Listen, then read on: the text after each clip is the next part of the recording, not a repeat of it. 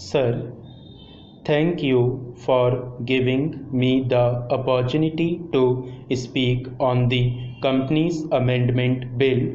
Sir, this House and the other House passed the Companies Amendment Act 2013 after an exercise of more than a decade.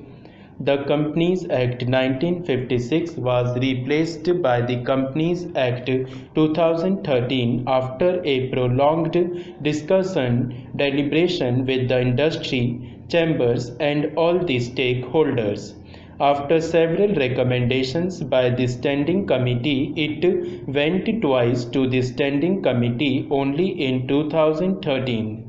The 1956 Act was replaced by Companies Act 2013. Now the Act was notified only partially in 2013 and from 1st April 2014 the Act was implemented. Within a period of 6 months, the government has come out with several amendments to the Act and there are nearly 14 sections which have been amended. I do not see any reason for amendment of some of the provisions like removing the threshold limit for minimum capital requirement for private companies and public companies.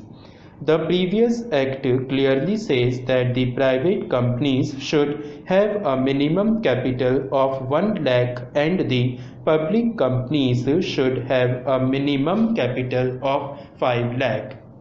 This was a provision introduced to curb the shell companies and to put restrictions while incorporating the companies. This has been removed and then there is no capital requirement envisaged in the present amendment for incorporating a company. Then the next amendment is not making the common seal mandatory. The common seal is a seal which authenticates all documents of a company and that is a seal which is required to be authenticated and that has been made optional.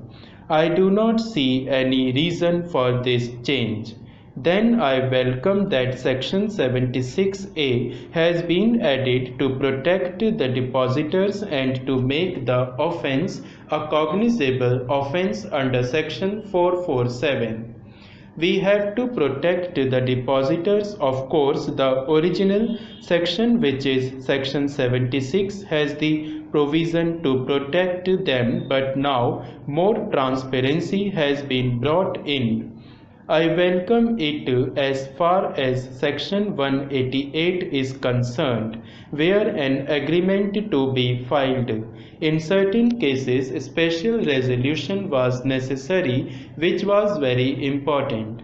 That has been removed. If these provisions can be passed with an ordinary resolution, I feel that this amendment is not necessary.